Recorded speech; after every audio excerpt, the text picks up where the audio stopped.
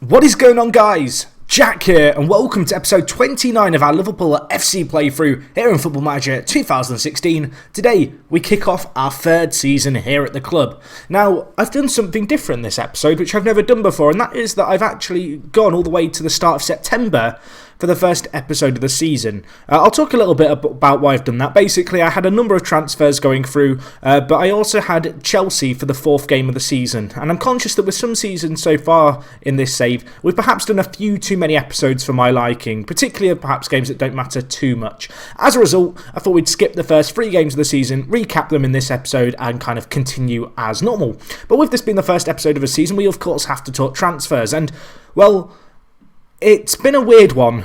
As you can see here, we've actually made a ton of money, which is nice. It's good to kind of be in the green in terms of our transfers.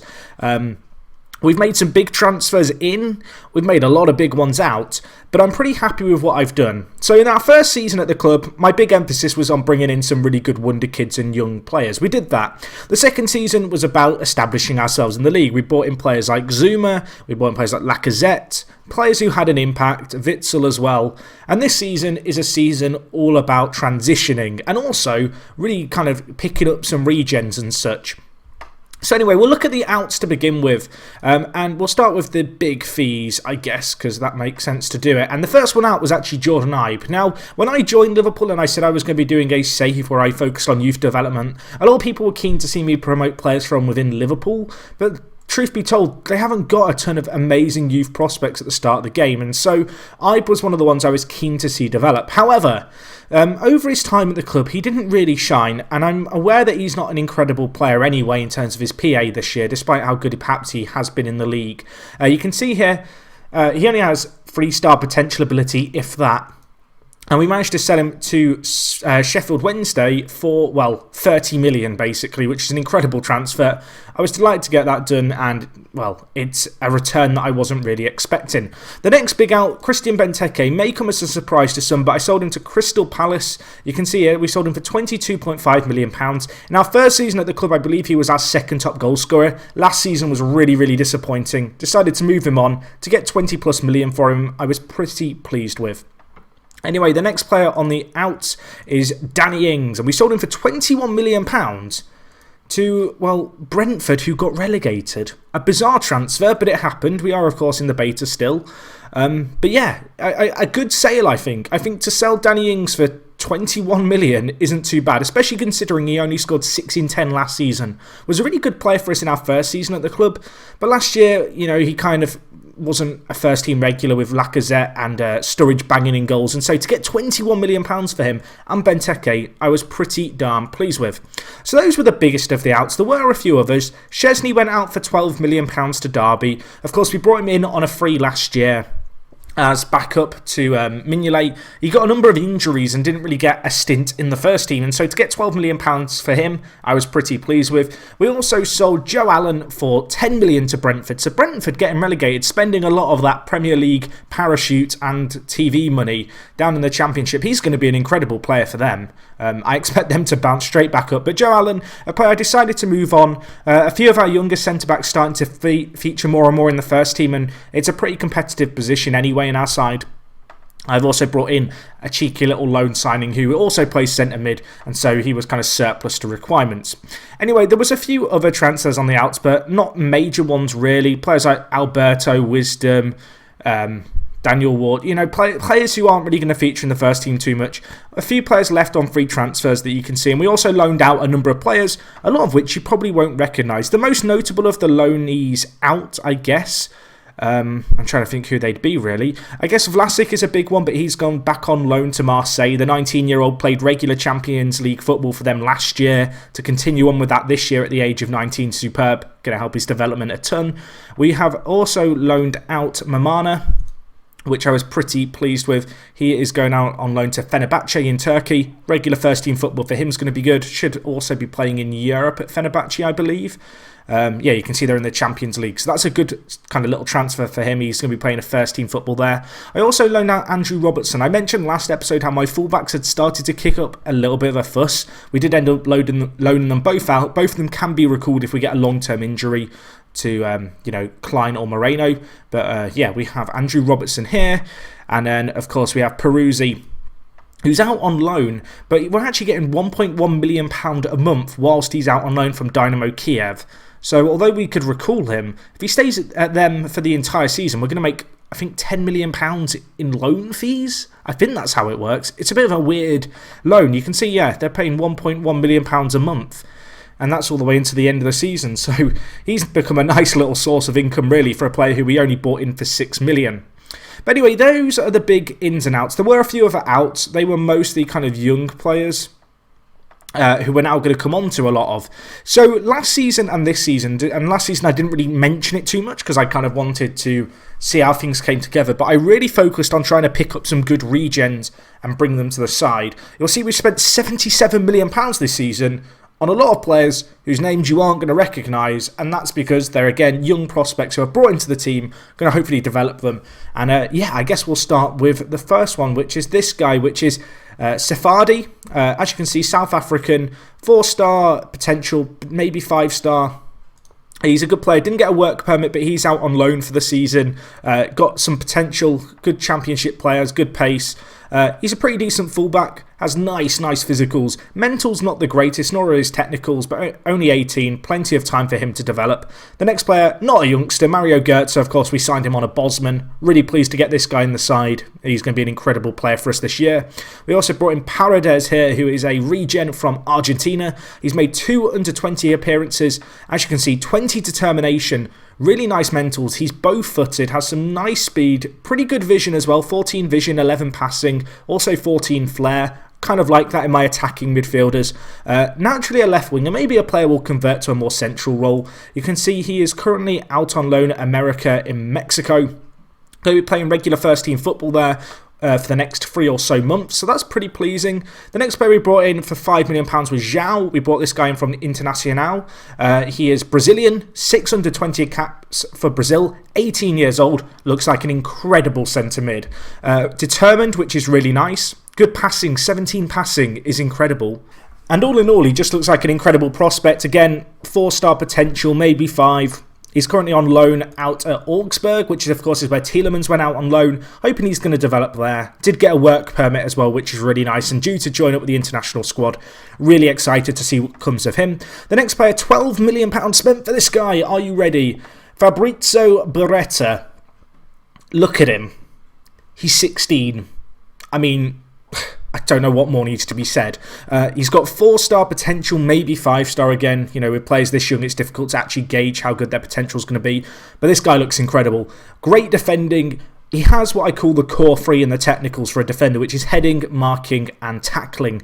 Has them in abundance. He also has really nice physicals, good acceleration. I'd rather a player have good acceleration rather than good pace and average acceleration. So he's kind of got that going for him. 14 strength is really good. 13 jumping reach. He's 16. He's got 5 caps for the under-21s of Italy. I mean, what more is there to say? I'm excited. £12 million paid, a very steep fee, but it's an investment for the future and one that I'm hoping is going to pay off. Another player who we paid £12 million for was Dave Reinders.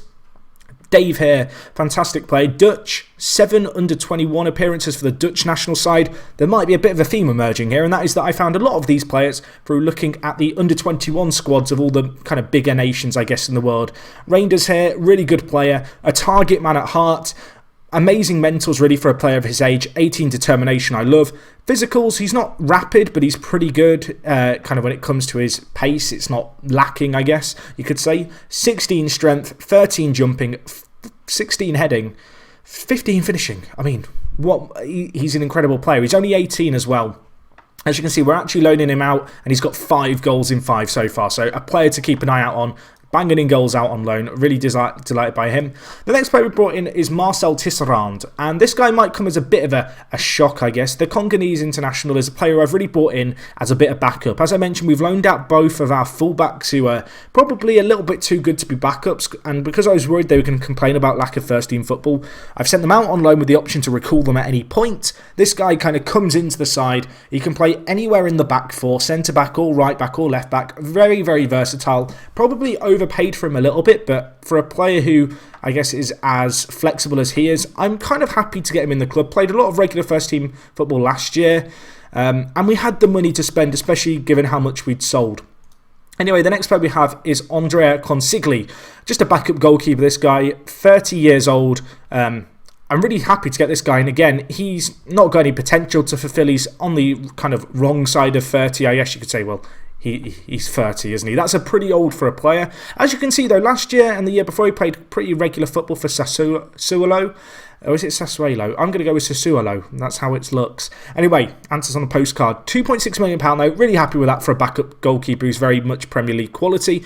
The next player we have is Thomas Kamenik. And this guy is just, again, a player with potential. 16 years old. Czech. 721 appearances. 321 goals. Again, a load of potential. Made sure I thoroughly scouted these players before I went and approached them. Something that I was doing throughout last season, as I mentioned.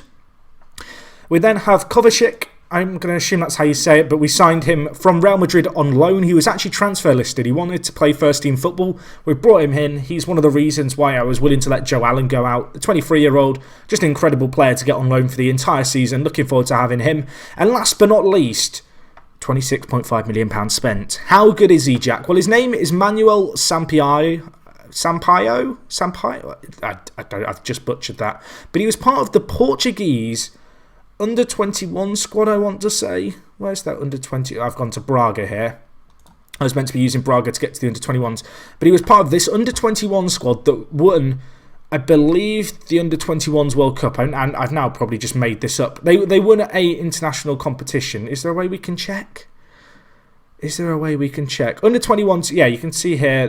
They finished runners-up in 2015 in the European under 21s. And in the under 20s World Cup, they won it. Pretty much thanks to this guy, and well, I paid £26.5 million, probably more than I wanted to, but check this out, this guy, oh my gosh, when I saw this guy, I needed him. 18 years old, 3 under 21 caps, I mean, look at him.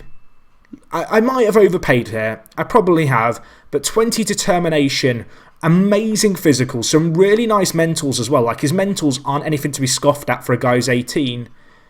And then 16 first touch, 17 passing, 17 technique. This guy, I mean, I don't even know where I'm going to play him. He'll probably end up being a roaming playmaker, maybe an advanced playmaker, but wherever he ends up, he's going to be an incredible talent. Again, loads of potential, as with all of these players, and he's out on loan at the moment, but I'm delighted to get him in. I'm looking forward to seeing how he gets on. Obviously, a big fee paid, but I mean, last year he played for Montpellier in Ligue 1. And did well, 12 appearances, average rating is 7.04. He's only 18.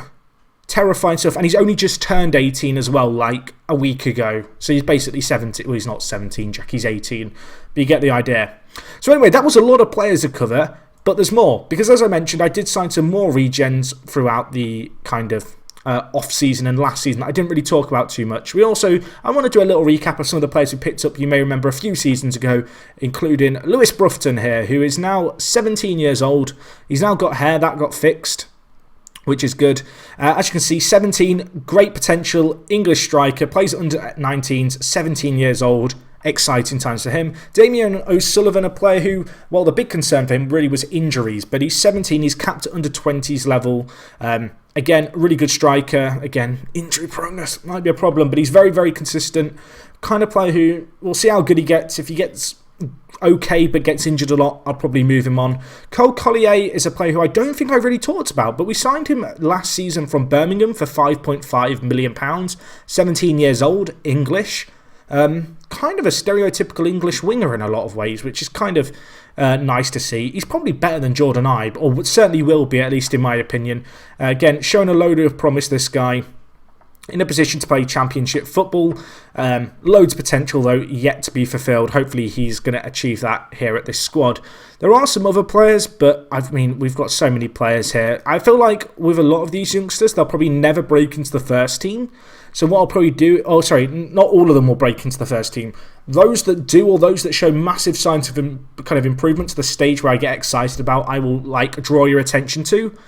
But all I'm going to say is, holy crap, our under-21 squad is stacked with players who are currently spread across Europe, playing regular first-team football out on loan, and I'm quite bloody excited, if I'm honest. Radu here, Romanian. Again, he's 16, 9 under 21 caps and 1 goal. Looks incredible. Has some potential to be fulfilled. All these players, I've brought in. How much did we pay for this guy? We paid 2.5 million for him from, I guess that's Steaua Bucharest. There's a lot of exciting players here to get excited about. And as they break into the first team, obviously, you guys will be the first to let known. So, after a very rambly start, because I kind of had to cover a lot of transfers, let's have a look at the tactic for this year. It's the same system as before, but it changes due to the players we bring in. We have got a few injuries just to be aware of. Well, we have one. It's Sturridge, out for 11 days, or between 11 and 13 days. So he can't play, so Firmino moves into the striker position. Looking at our team, not a lot's really changed since last year. As I mentioned, last season we signed a lot of first-team players. This year was really about just getting in as much good young talent as we could and, planning for the next few seasons. So in goal we have Mignolet. Not a lot's changed there, as I said. Our back kind of players who are now all showing us red in familiarity. Okay, now they're all green again. We have Moreno, Alberto Moreno. That threw me off, the fact it said Alberto for a second. We have Sacco and Zuma. We also have Nathaniel Klein. We also have, in the midfield, Henderson playing that defensive role. Not a role that you might associate him with, but he can certainly play it for us. And as you can see, looking at where his highlights are attributes are highlighted here, he can certainly play that position for us. Right centre mid, we go with Kovacic. I'm butchering that. I'm going to go and check this guy's pronunciation, because unlike some players who I can't pronounce, I can actually probably find how to say this guy's name. But he looks good, the Croat. Can play roaming playmaker. To his left, Cataldi, coming into the first team this year, this guy. Someone very early on in his time at the club compared him to Aquilani. And I wanted to defend him. Last year he went on loan to Villarreal. Did fairly well for them here. So far this season he's done a pretty good job for us. Centre attacking mid, Goetze. Got his first goal for the club already, which is really pleasing. Up front, Firmino and Lacazette. Lacazette, well, you can see here, 3 goals in 3 games so far in the Premier League. So, as I mentioned, I have played 3 games in the league. We will cover them really quickly. And as you can see, 3 wins to start the season. No clean sheets, though. That is one of my little concerns. So the first result was actually against Aston Villa, where we won 3-1. Barbosa getting a goal, a player who I'm looking to really play in the first team this year, the 21-year-old, playing regularly for Brazil, has improved a ton. With Benteke and Ings moving on, we now have Sturridge, Lacazette, Barbosa and Mbolo as our big kind of strike force, the players I'm going to be looking on. Good to see him get a goal there. I think he came on off the bench as well, which made it equally pleasing. Also Sturridge getting a goal in that game. The next game, 4-1 against Sheffield Wednesday, who of course we sold Jordan Ibe to. We didn't miss him. Lacazette grabbing a hat-trick at Westwood with an own goal. As you can see, they had 2 red cards. That was quite amusing. And in the last game, we beat Newcastle 2-1. Daniel Sturridge, Mario Goetze with the goals. Pretty good performance all in all. We were pretty darn impressive. And yeah, that is how we kind of started the season. Looking at the league table, you can see ourselves and Chelsea top of the table, neck and neck. Goal difference separates us. Obviously, both teams going into this game unbeaten. There's a few other teams left unbeaten in the league. Tottenham, Everton and Arsenal. Arsenal, though, 2 draws and 1 win in their opening games. So there is kind of a big emphasis, I guess, on this game against Chelsea. We'll see how we get on. As I mentioned, it's been a pretty good start to the season. Looking at our squad as a whole, only the one injury in Sturridge to tell you guys about. Bazor had an offer from Real Madrid that I rejected. It was a £30 million bid. He's unhappy. He's crying to himself because I wouldn't let him talk to them. But I'm sure he's going to get over it. Elsewhere in the team, you look at our team now, a lot of the younger players, as I mentioned, particularly centre mids, really coming into the first team. Thiago Maia looking like he's going to be absolutely incredible as always. The Brazilian still yet to make his first full international debut, but I can't think that's going to be too far away from him, the 20-year-old. Yuri Tillemans in the team as well. Had a really good loan spell last year at Augsburg. His ratings weren't the best, but he played a lot of regular first-team football there. So far this season, he's already got an assist in his 2 appearances for us. He's a player who we are going to bring on off the bench. And as you can see, playing regularly for Belgium too. Joe Gomez also features, which is nice. And as I mentioned, Embolo alongside Gabriel Barbosa is going to be a player we really look to make the most of this year. With Benteke and Ings leaving the side for £40 million, there is suddenly a big void for Embolo and Barbosa to fill. However, Embolo last year played in the Championship. He got Championship Player of the Year, I believe. Well, we can check, can't we? It might have been Young Player of the Year. Either way, he got an award. Yeah, he got Young Player of the Year and he was in the Team of the Year in the Championship. Now, obviously, there's a big kind of difference, I guess, in the quality of the Championship to the Premiership. But last year he proved that he can score goals. And I'm hoping he's going to prove that he can score them in the Premier League now. He was too good for the Championship, to be honest. Surprised he went down there, but he did, and he tore it apart. But yeah, team's looking very, very good. Really happy with the overall balance of it. As I mentioned before, obviously we have pretty good depth everywhere. The wing-backs position's perhaps the one where there's a little bit of uncertainty, but of course we do have players out on loan who, well, they are our wing-backs. We have Andrew Robertson and Peruzzi there, who will recall if we need them. There are players here who we might bring back into the side sooner. I didn't talk about Carter Bia going out on loan, but he has gone out on loan. We brought him in last year for £9 million. He was crap. That was a mistake. So yeah, we let him go out on loan because no one wanted to buy him. But anyway, that is a little bit about our team and what is going on. I think I've covered everything. One thing I'd like to know, and this is something that I did during my very, very early FM days, is would you, when I recap fixtures, like to see me show some highlights of goals, or are you not that bothered? I mean, sometimes it adds a little bit more to the story, seeing some of the goals fly in and whatnot, but at the same time, I don't know, it can drag on the episode just a little bit, and particularly with episodes like this one at the start of the season, well, it's already a pretty long video, isn't it?